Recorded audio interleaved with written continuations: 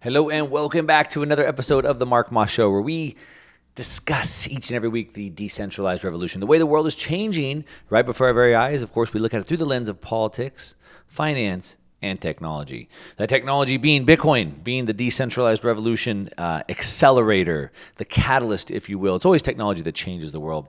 I like to bring to you some education, some different viewpoints, different ways to look at things, because it's hard to understand what's going on and how to see through it. I like to bring some of the latest breaking news, which I like to call the signposts that show us that we're getting closer to this inevitable end. And of course, that is what we're going to be digging into today. I have some big stories that are happening throughout the space that can show us what is happening. Now, some of these at first maybe don't make sense to you, and how do they fit together? But hopefully by looking at the three of those things, politics, finance, and technology, together, you start to get better context to actually what is going on. You kind of put this together in a holistic way. And one of the big things, of course, it's both political and it's financial. Not so much technological, not yet, but from a political and financial lens, you have to understand that the financial system is collapsing on an 80-year time frame. It's happening right now. The political system is also collapsing on a 250-year time frame. It's happening right now. And so we're seeing this happening. These are the last gasps as it tries to remain relevant here. And we see some of the big news this week is student loans. Some big moves happening with student loans. If you have student loans, you might be interested in this. And of course, this is both financial and political because it's a political move. Well, maybe if we give away a bunch of free money, people will like us and vote for us. Maybe if we give them back their money, they'll like us, they'll vote for us. It's also financial. Can we afford it? What happens to that money? And what does that do to inflation? That's supposed to be the number one concern that we're trying to bring back down. So it's both political and financial. And what are the knock-on effects? What are the unintended consequences of this? Does this bring people closer together, or does it push people further apart? Let's look at a couple things that I saw this week that really stood out to me. And so it says that student loans relief seen costing billions and favoring. So anytime you favor a particular group, it's probably not a good idea. Favoring top earners. All right. Now, it says that forgiving student loan debt could cost between $300 billion and $980 billion over the next 10 years, according to new analysis. And the majority of that relief would be going toward borrowers in the top 60% of earners. So about more than 50% of the earners would get some of that benefit.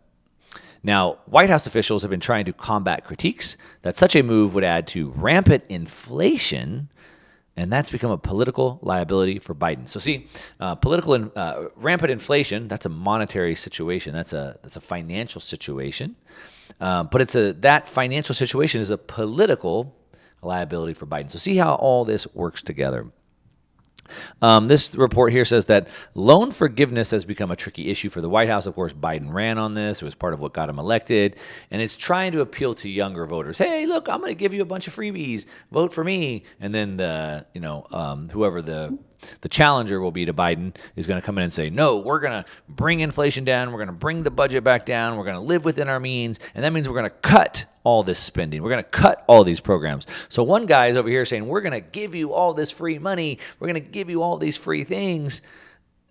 Never mind the consequences. And over here, the guy is saying, look, the consequences are dire. Like, look at inflation. We're going to bring this back down. But we have to cut all your money. Who do you think is going to get the votes?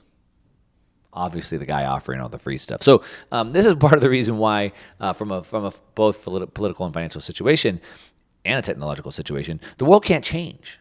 The world can't change because who's going to come back in and say, no, we can't keep spending money like this. We have to cut money going to you and you and you and this group and this group and this group in order to get back in check. Who's going to ever vote for somebody doing that? Nobody. Nobody's ever going to vote for that. So both sides have to continue to promise to give free stuff. Now, one side promises a little bit more free stuff. One side promises a little bit less free stuff. But at the same time, they both have to promise free stuff. Now, this part is part of a bigger conversation to have, which is the failure of democracy. Now, I know. Democracy is supposed to be the best thing in the world, right? There's a book called Democracy, the God That Failed. And I'd recommend that you read that book if you're interested in what I'm talking about, because what I say next might shock you. And so you might want to read up on it and study it a little bit. But what happens is democracy is kind of a scam. It's kind of a scam. Democracy promises you that it's for the people. The government is for the people. We the people, right? They work for us. We vote. Whatever the people want is what the people get. And that sounds all warm and fuzzy, and it's definitely much better than a dictator who just tells us the way it is and we get no say. Shouldn't we get say in the matter? Well, sure. I would like to have say. That makes sense, right? But what if 10 of us were in a room and you are the highest earner in the room, let's say, for example, and 9 of us get together and say, hey, this guy over here, look how much money he makes. Like, that's ridiculous. He makes so much money. Why does he get all that money? We don't make that much money. The 10 of us, or not even the 10 of us, 6 of us out of the 10 people, 6 of us agree that guy should give us his money. And so what happens to that guy? 6 of the 10 people agreed that he should give up all his money for those other people, and he has to do it. That's democracy. That's democracy. It's tyranny of the minority of the majority. So once you get to the point where 50% or more of the people want to vote for more of your money, you're always going to be forced to give them more because they have the majority now. And you're in the minority. See how democracy works. And so that's why, back to this issue, we see President Biden's running on this issue of forgiving this debt. No one could ever challenge him saying they're not going to do that. Now, it says, Penn Wharton estimates a one-time maximum debt forgiveness of $10,000 per borrower could cost roughly $300 billion in the relief. What's another $300 billion? We send that to Ukraine every week. Who cares, right? Digging in a little bit deeper, though, what people need to be aware of if you have student loan debt is that it says after a YOLO summer, YOLO, you only live once. After you only live one summer, YOLO summer, student loan borrowers brace for their payments to restart. Now, this is a couple important things that I want to pull out of this article. It says that Americans with student debt are bracing to start making payments again after more than 2 years. Congratulations, you got 2 years off. It said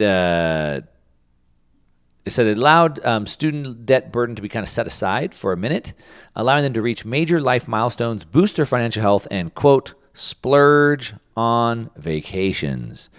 And there's a couple key pieces that I want to pull out of this here. It says, President Joe Biden could once again extend the deadline, but as of right now, there's no clear announcement on that. And the deadline is August 31st. So you're looking at, about a week away before you have to start paying again. Now, even if he forgives some of it, look, what's on the table is like a $10,000 forgiveness. So if you have 60 grand or 90 grand or 200 grand or whatever you have, that knocks off 10,000 of that.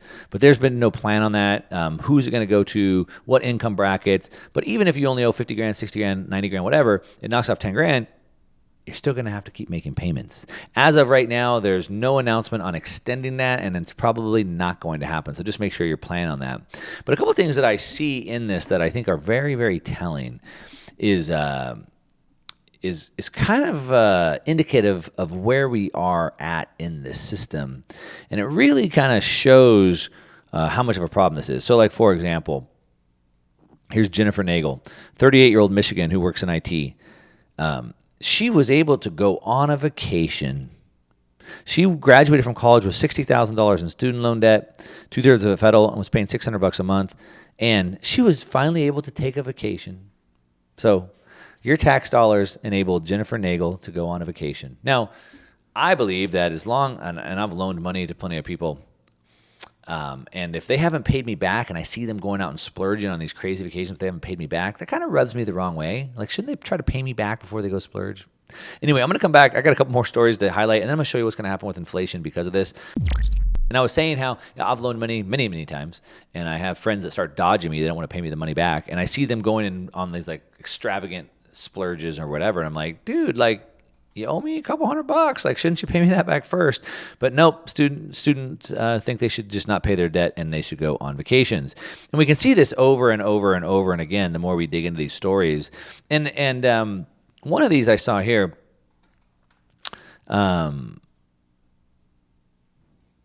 It says, here's another one. Jennifer, a 30-year-old architectural designer in Washington. The pause was a welcome break. She left graduate school with $90,000 in debt in 2020. So she went to school to become architectural. Now, a lot of people chose not to go to college because they didn't want to take on the debt. And now they may be working what we call blue-collar jobs. But not Jennifer. She's an architectural designer. She's a white-collar professional. She's making lots of money. She has $90,000 in debt. Now, some people didn't want the debt. She decided to take it so she could make more money. But, she doesn't want to pay it back either.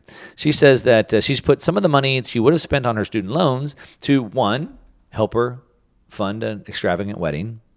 And it says, two, splurge a little on luxuries.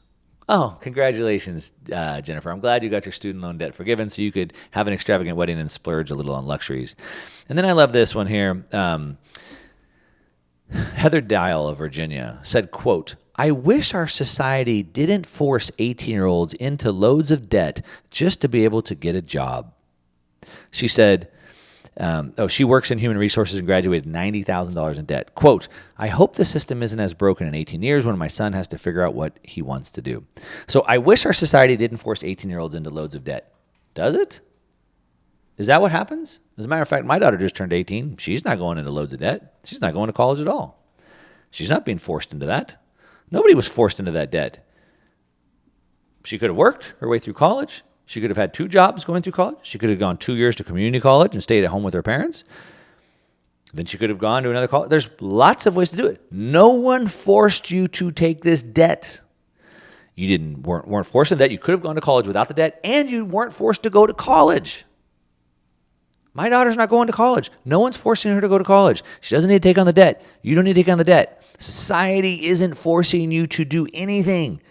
Take some personal responsibility. This is just a signpost of the end of a society when we have gotten rid of all our responsibility. It's not my fault that I'm fat. It's because the doctor told me it's not my fault I'm fat. It's not because I eat all this junk processed food and I can't control what I put in my mouth. It's not my fault. Society forced me to take this debt. Now they should pay it off for me so I could go splurge on vacations and luxuries, per what they're saying they're doing. No one's forcing you to take on that debt. No one's done that. But the critics of the forbearance extension, which you might argue I might be critical of it, is that it's unfair to people who already paid off their debt. So what about the people who chose not to go to college and now they're working a low-end job, and someone who did go to college and now he's got a high-end job, but now his debt gets forgiven? But if the other guy would have known his debt would have been forgiven, he probably would have gone to college too. Imagine how much his life would be different now. What about the person who did work 2 jobs going through college and scrimped and saved and for 10 years sacrificed to pay that debt back, and while other people were splurging on luxuries and vacations and they just got their debt forgiven? Does that seem fair? Do you think that makes people in the United States get together better, or do they break apart? Does this bring us closer to civil war or further away from civil war?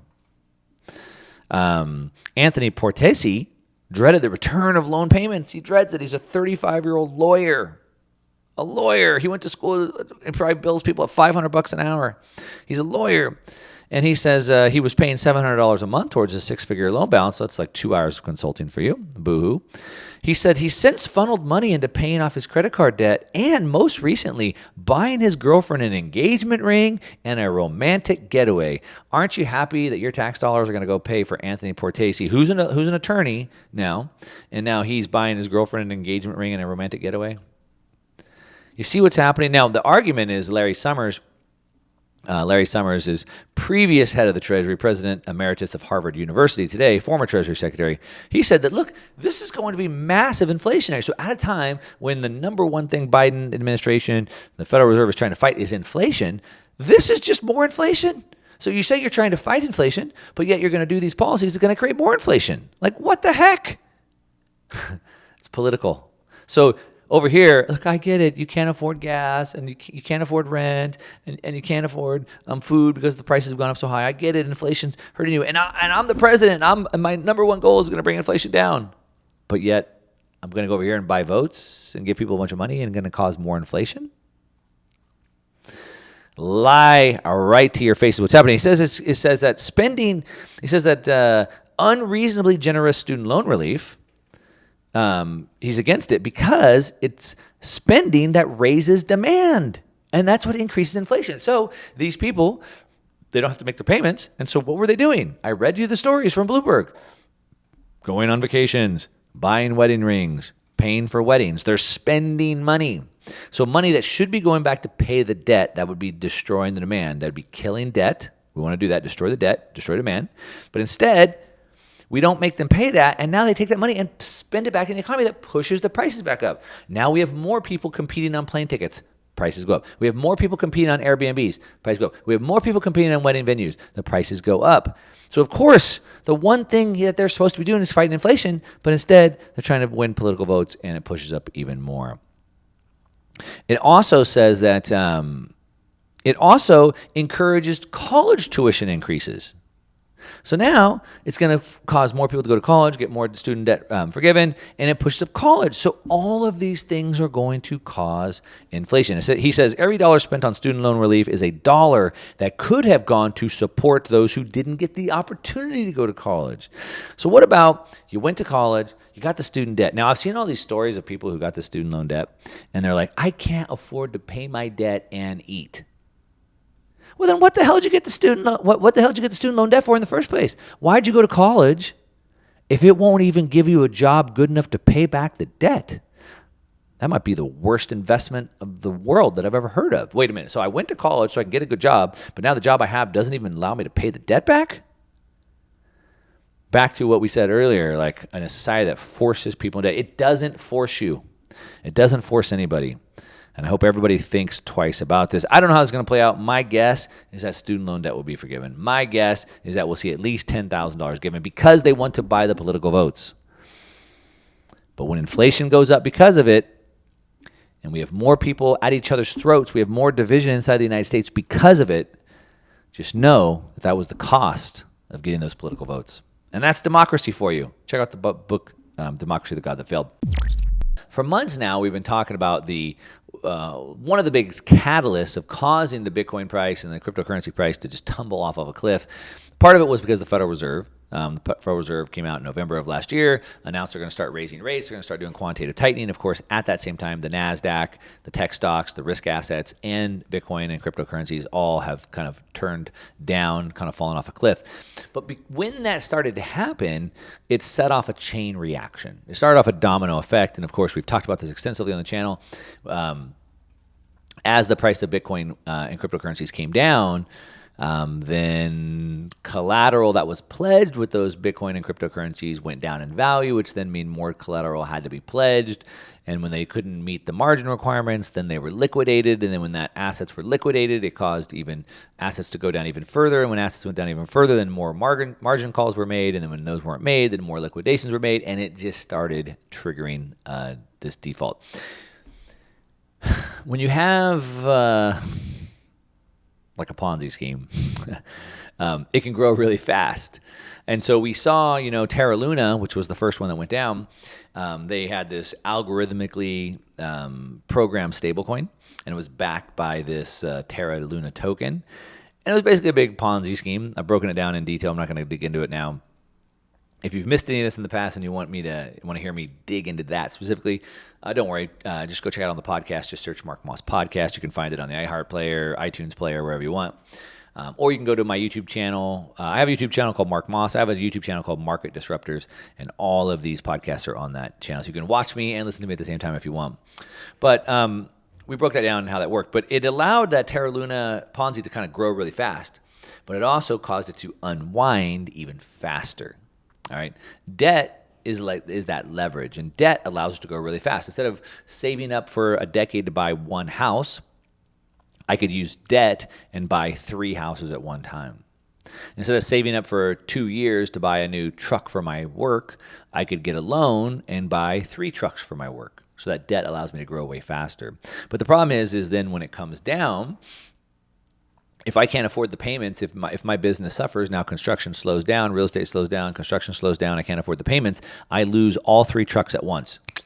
That's just wiped out. So that's how leverage works, and that's what happens. So Terra Luna starts coming down, which then brings Celsius down, which then brings Theorero's Capital down, and on and on. You know the story. I don't need to go into that. But what I want to talk about right now was specifically Celsius. And so I know a lot of you had a lot of money there, and I've talked to people who got completely wiped out, lost everything.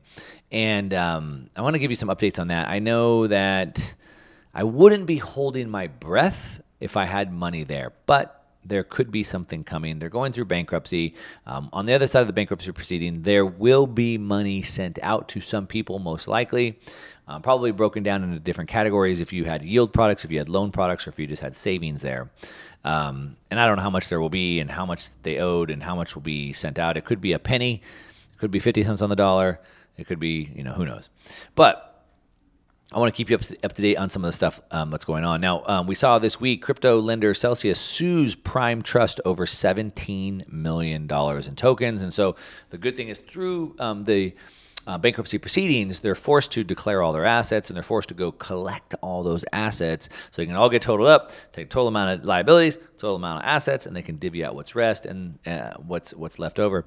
And they're doing that. The bankruptcy court is helping them do that, and they're going after Prime Trust over $17 million in tokens that were held. Celsius Network on Tuesday sued crypto custodian Prime Trust in an attempt to claw back $17 million in crypto that the bankrupt lender alleges its former business partner still holds.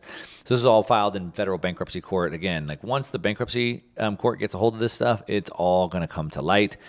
There was a 54-page suit, and it stems from a dispute over assets tied to Celsius's yield product that customers in Washington and New York had used. And it says that Prime Trust had returned almost $120 million in assets before, but it didn't return them all. And they said that upon the commencement of these bankruptcy proceedings, Prime Trust was obligated under the bankruptcy code to deliver all property belonging to Celsius that is in Prime Trust's possession to Celsius, including the remaining crypto assets, and should be ordered to turn them over. Now, if you're still waiting, and hopefully you get your fingers crossed. Like I said, don't hold your breath, but maybe keep your fingers crossed that you could get some money back from Celsius. This is a positive announcement. They're continuing to find more and more money to come back. But if anything, you've probably heard the saying, I never lose, right? I either win or I learn. You've heard that. And I hope you didn't lose too bad if you lost it all, but what can you learn out of this? And this is an important thing. So, I've gone on record to say that I think DeFi is a scam, and people don't like that. So let me clarify that, what I mean by that. As I tell people all the time, I would never, and I would urge you to never, please, never loan money to somebody that you don't know and you don't understand the risks and if you'll get your money back. If you've ever watched the show The Shark Tank, it was one of the favorites in our household for a long time. I'd sit down and watch it with my kids, and we'd do the commentary, and we'd pause it, and we'd kind of start talking between ourselves. We loved it. One of the first questions the shark would always ask, they would hear about this new invention, this new product, this new business, whatever, and they were asking for this much money for this much percentage or whatever. And the first question the shark would always ask is, how do I get my money back? Or they would say, I'm not going to invest in this deal because I don't see how I can get my money back out of it, right?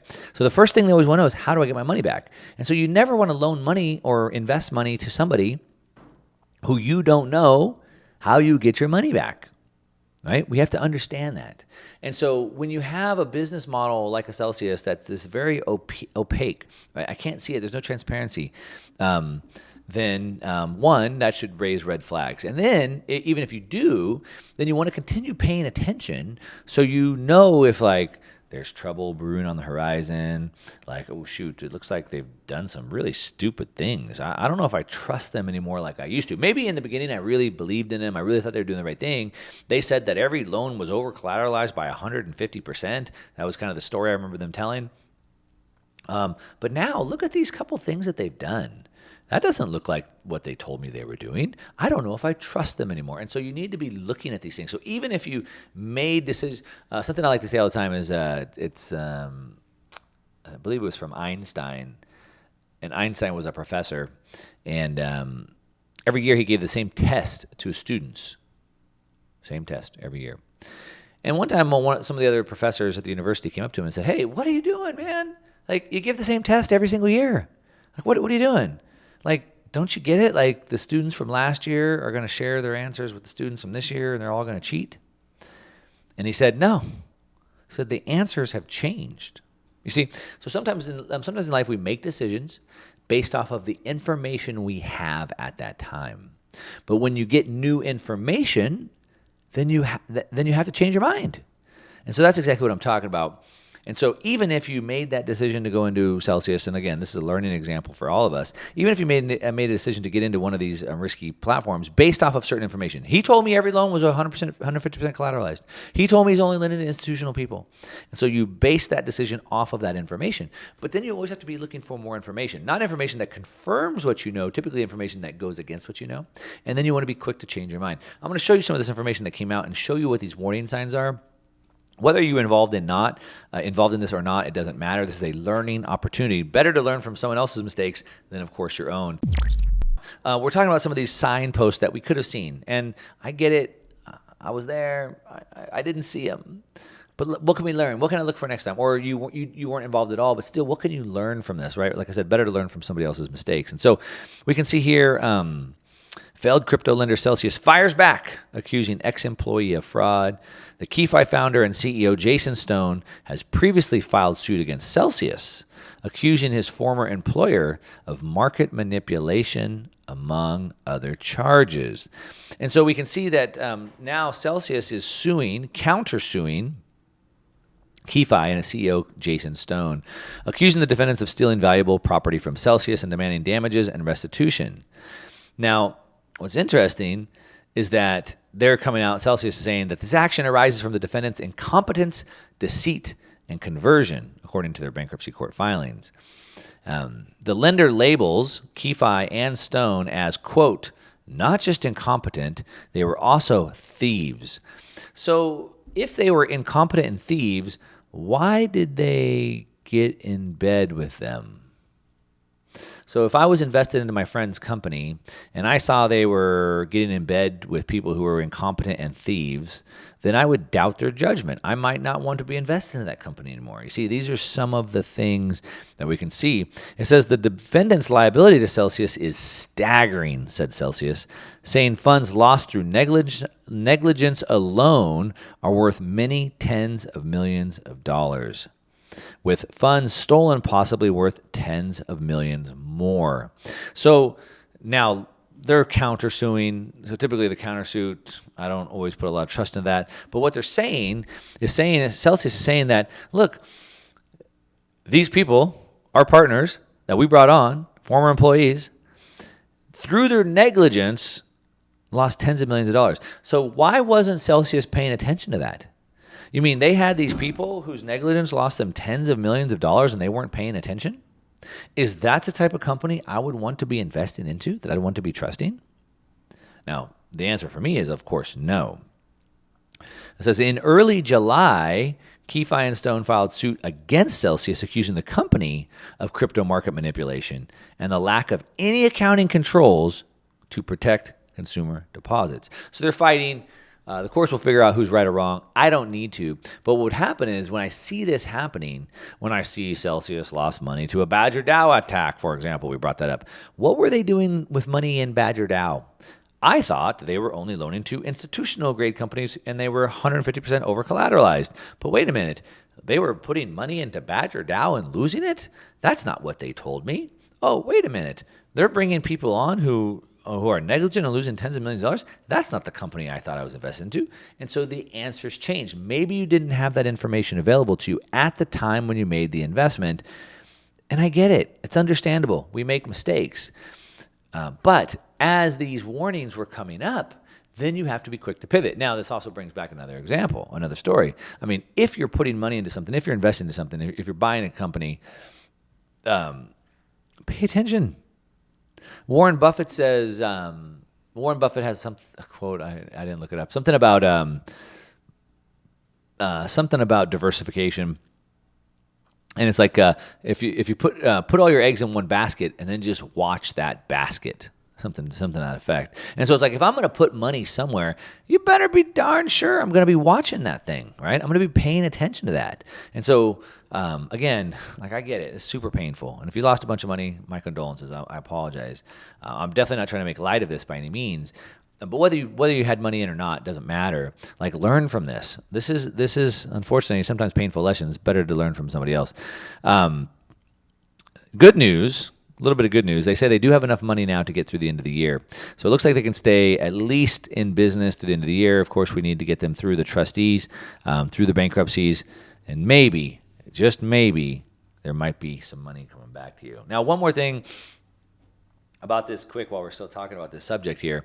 One thing I thought that was interesting that came up was talking about how there's a story I saw this week, and Celsius and Three Arrows Capital and all these ones, like I said, it really turned into this like kind of domino effect, right? They started all taking each other down. And they say one of the things that would have really helped this is that if they would have done more of their transactions on chain, so that there would be more visibility. On chain means that there's obviously like a blockchain. And so when it's done through blockchain, then you can see all of those transactions. When they do it off-chain, like on a piece of paper in their desk, then nobody has visibility to do that. Now, as these things started going down, a lot of people were doing research into the on-chain information, and you could see, oh, here's where Celsius has money. They have money here. They have money here. Here's where their liquidation level is. If Bitcoin goes down to this level, they're going to be liquidated. And so some of that started coming up, but if they would have done more of that, maybe that would have helped. But I have some problems with this article that came out.